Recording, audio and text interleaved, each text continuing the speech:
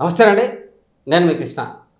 నిన్నటి రోజున అసెంబ్లీలో జరిగిన అసెంబ్లీ సమావేశాల్లో రాష్ట్ర ముఖ్యమంత్రి నారా చంద్రబాబు నాయుడు గారు ఒక మాటను సంభాషించారండి. తాను 6వ తరగతిలో చదివేటప్పుడు 6 కిలోమీటర్లు క్యారియర్ కట్టుకొని పాఠశాలకు వెళ్ళేవాడిని అని, అదే కష్టాన్ని ప్రతి ఒక్కరూ తీసుకుంటే రాష్ట్రంతో పాటు దేశ పురోగతి సాధిస్తుందని చెప్పి ఆయన నొక్కి వ్యాఖ్యానించారు. ప్రతి ఒక్క యువత కష్టపడే తత్వాన్ని అలవర్చుకోవాలని, అదేవిధంగా సాంకేతిక పరిజ్ఞానాన్ని కూడా పెంపొందించుకుంటే దేశాన్ని ప్రపంచంలోనే అగ్రగామిగా నిలిపేందుకు అవకాశం కల్పించినట్లు అవుతుందని చెప్పి ఆయన చెప్పారు. ప్రస్తుతం నిన్నటి రోజు జరిగిన అసెంబ్లీ సమావేశాల్లో ఆయన ఏం మాట్లాడారో మనం చూద్దాం. Thank you. ఒక పాలసీ ఏ విధంగా ట్రాన్స్ఫార్మ్ చేస్తుందో ఇది ఒక ఎగ్జాంపుల్ మాత్రం అధ్యక్ష. నేను అందరినీ కోరేది ఏంటంటే మనం అందరం ఆలోచించేది ఈ సభ ద్వారా బిలినియర్స్ తయారు చేయడమే కాదు, కామన్ మ్యాన్ ఆదుకోవడం కూడా అవసరం. సంపద కొంతమంది దగ్గరనే పరిమితం అవడం కరెక్ట్ కాదు, కానీ అట్లని చెప్పి వాళ్ళని కంట్రోల్ చేస్తే అసలు సంపదే సృష్టించలేము. ఓసారి వెంకయ్యనాయుడు గారు చెప్పేవారు మీటింగుల్లో కూడా, ఆయన ఒకటే అన్నాడు, పంచమని అంటారు ఈ కమ్యూనిస్టులు, అసలు పంచే ఉంటే కదా పంచడానికి అనేవాడు. అంటే జోవియల్గా, అంటే సంపద లేకపోతే ఏం పంచుతాం అధ్యక్ష? పేదరికాన్ని పంచుతాం. అయితే ఈరోజు మనం ఆలోచించాల్సిన దేశాలు కూడా చూసాం. కొన్ని దేశాలు ఆర్థిక అసమానతలు తగ్గించే విధంగా మెరుగైన జీవన ప్రమాణాలు ఇవ్వడానికి పనిచేశారు. అలాంటి వ్యవస్థకు భారతదేశం స్థావరం కావాలని మనస్ఫూర్తిగా అభినందిస్తున్నా. ఇది ఒక పాలసీ. P4 ద్వారా అవసరమైతే గవర్నమెంట్ కూడా అనునిత్యం అలాంటి వారిని సపోర్ట్ చేయడం కోసం ఈరోజు పేదరికం జీరో పావర్టీ పెట్టాం. జీరో పావర్టీ ప్రకారం వాళ్ళందరినీ ఆదుకునే బాధ్యత తీసుకుంటాం. ఒక్కోసారి దేశానికి ఉండే ఎమ్మెల్యేలు అందరం కూడా పుట్టినప్పుడు అందరం పేదవాళ్ళగానే పుట్టాం, మామూలు కుటుంబాలనే పుట్టాం. నేను కూడా ఒక ఎగ్జాంపుల్. చిన్నప్పుడు 6వ తరగతికి 6 కిలోమీటర్లు నడిచిపోయి భోజనం తీసుకొని సాయంత్రం ఇంటికి వచ్చి మళ్ళీ తెల్లవారితో వెళ్ళేవాళ్ళం. అక్కడి నుంచి పైకి వచ్చిన వాళ్ళమే. కానీ మనకు అవకాశాలు వచ్చాయి, ఓన్లీ 1%, 2% వచ్చాం. ఇంకా మనతో పుట్టిన వాళ్ళు అక్కడే ఉండే పరిస్థితికి వస్తున్నారు.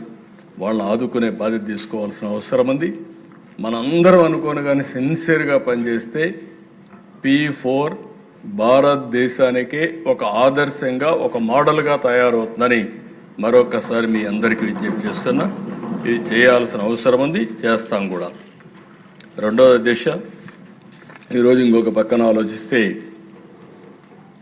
ఈ సూపర్ 6 ఇవన్నీ చేసిన తర్వాత ఎడ్యుకేషన్ మీద ఎక్కువ శ్రద్ధ పెట్టాం. ఎడ్యుకేషన్ మీద శ్రద్ధ పెట్టి మెగా PTM పెట్టాం, ముస్తాబు కార్యక్రమం తీసుకొచ్చాం, పిల్లల్లో చైతన్యం తీసుకొస్తున్నాం. ఇటీవల టెక్నాలజీ మనం ఇక్కడ క్వాంటమ్ వ్యాలీ పెట్టి దానికి ఆల్గరిథమ్స్ రాయడానికి కోర్సెస్ పెడితే 60,000 మంది 2 రోజుల్లో ఆన్లైన్లో జాయిన్ అయ్యారు దశ. మొన్న మెడ్రాస్ యూనివర్సిటీ, IIT చెన్నై ఈ ఆల్గరిథమ్స్ AI కింద కోర్సెస్ పెడితే 2,08,000 మంది పిల్లలు రిజిస్టర్ చేసుకుంటే దాంట్లో 1,04,000 మంది ఆంధ్రప్రదేశ్ నుంచి రిజిస్ట్రేషన్ చేసుకున్నారు దిశ. 50% ఆఫ్ స్టూడెంట్స్ మన దగ్గర నుంచి రిజిస్ట్రేషన్ చేసుకున్నారంటే అది మన పిల్లల్లో ఉండే పాజిటివ్నెస్, పట్టుదల. వాళ్ళని కానీ మోటివేట్ చేయగలిగితే ప్రపంచానికి నాలెడ్జ్ ఎకానమీలో సేవలు అందించే శక్తి మన పిల్లలకు వస్తుందని చెప్పి కూడా నేను మీకు తెలియజేస్తున్నా.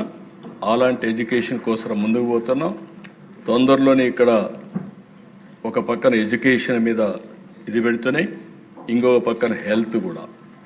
మీరందరూ గుర్తుపెట్టుకోవాల్సిన అవసరం ఉంది. నేను ఎన్నోసార్లు చెప్పాను, we are all in inspiring time.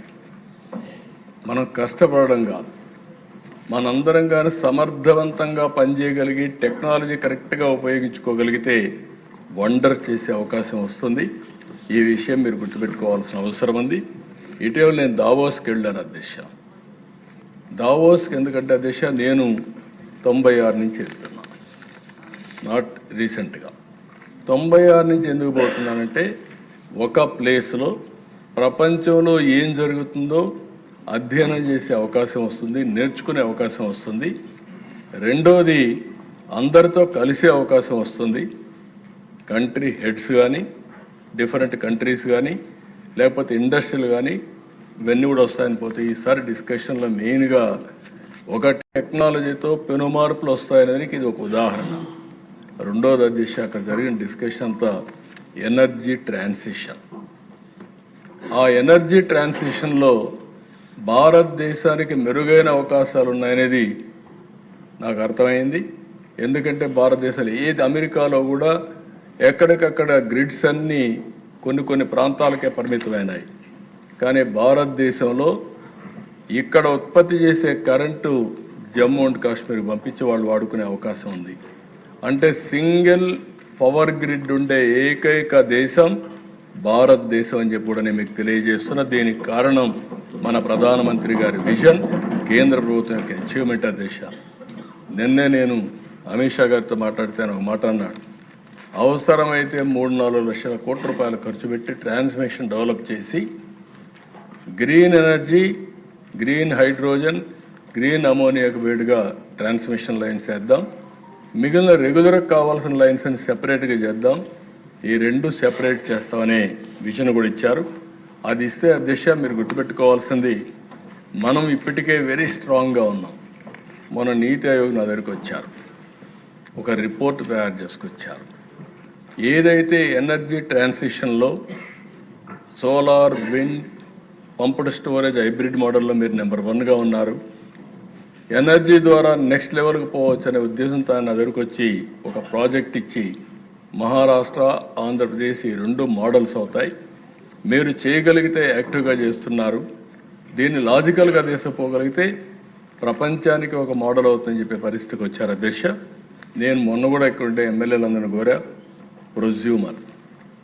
Producer come consumer, నేనే నా ఇంటి మీద కరెంటు తయారు చేసుకుంటాం, అవసరం నేను వాడుకుంటాం, మిగిలితే గ్రిడ్కి ఇస్తా, స్వాపింగ్ తిరిగి నాకు కావాలంటే నేను తీసుకుంటా, మంత్లీ బిల్లో అడ్జస్ట్ చేసుకుంటాం, ఒకవేళ సర్ప్లస్ ఉంటే మీకు డబ్బులు తిరిగి పే చేస్తాం, మీరు ఎక్కువ వాడుకుంటే మీరు డిపార్ట్మెంట్కి కడతారు. అదే మరి అన్ని సబ్స్టేషన్లు అక్కడనే పవర్ జనరేట్ చేసి అవసరమైతే అక్కడ కూడా స్టోరేజ్ పెట్టి ఏ సబ్స్టేషన్ ఆ సబ్స్టేషన్కి సర్ప్లస్ చేసే కార్యక్రమాన్ని కూడా ఆలోచిస్తున్నాం. గ్రిడ్లో కూడా పెట్టి మీరు దీని మీద శ్రద్ధ పెడితే ప్రతి ఒక్క ఇల్లు సోలార్ తయారు చేసే హౌస్గా తయారవుతుంది, ఇంకా కరెంటు కొనే పని ఉండదు. అదే సమయంలో ప్రతి ఒక్క పొలం దగ్గర కూడా పెట్టుకోగలిగితే రైతుకు కూడా ఇబ్బందులు ఉండే పరిస్థితి రావు. దీనికి కేంద్రం కూడా ఇస్తున్నట్టు నేను చాలాసార్లు చెప్పాను, కుసుమ్ గారు 2 చేయాల్సిన అవసరం ఉంది. అలాంటి మార్పులకు మనం పోతున్నాం అధ్యక్ష. సంజీవనిలో నేను ఒకటే మిమ్మల్ని కోరుతున్నా, ఇది ఒక గేమ్ చేంజర్గా తయారవుతుంది. ఈ నెల 10వ తారీఖున బిల్ గేట్స్ కూడా ఇక్కడికి వస్తున్నాడు. వాళ్ళ గేట్స్ ఫౌండేషన్ తరపున గ్లోబల్ నాలెడ్జ్ టెక్నాలజీ తీసుకొచ్చే బాధ్యత ఆయన తీసుకున్నాడు. మనం కూడా దాన్ని డిజిటల్ హెల్త్ రికార్డ్స్ అని ఎస్టాబ్లిష్ చేశాం. అవసరమైతే తొందరలోనే ప్రతి ఒక్కరికి ఒక ఏఐ డాక్టర్ని కూడా ఇస్తాం. మీకు అందరికీ దాన్ని చూసుకొని మీరు ఏం తినాలి, ఏం తినకూడదు, ఎంత మీ బాడీ ఎట్లుంది ఇవన్నీ చెప్పే పరిస్థితి వస్తుంది. గ్లోబల్ నాలెడ్జ్ని కూడా తీసుకొచ్చి లాస్ట్ మైల్లో ఎవరైనా పేషెంట్లు ఉంటే ఇంటి దగ్గర అందించే బాధ్యత తీసుకుంటున్నాం అధ్యక్ష. This will be a great game changer. అర్థం చేసుకోమని కోరుతున్నాను. టెక్నాలజీని ఏ విధంగా ఉపయోగించుకోవచ్చునో ఇది ఒక ఎగ్జాంపుల్ అని చెప్పి కూడా నేను మీకు తెలియజేస్తున్నా.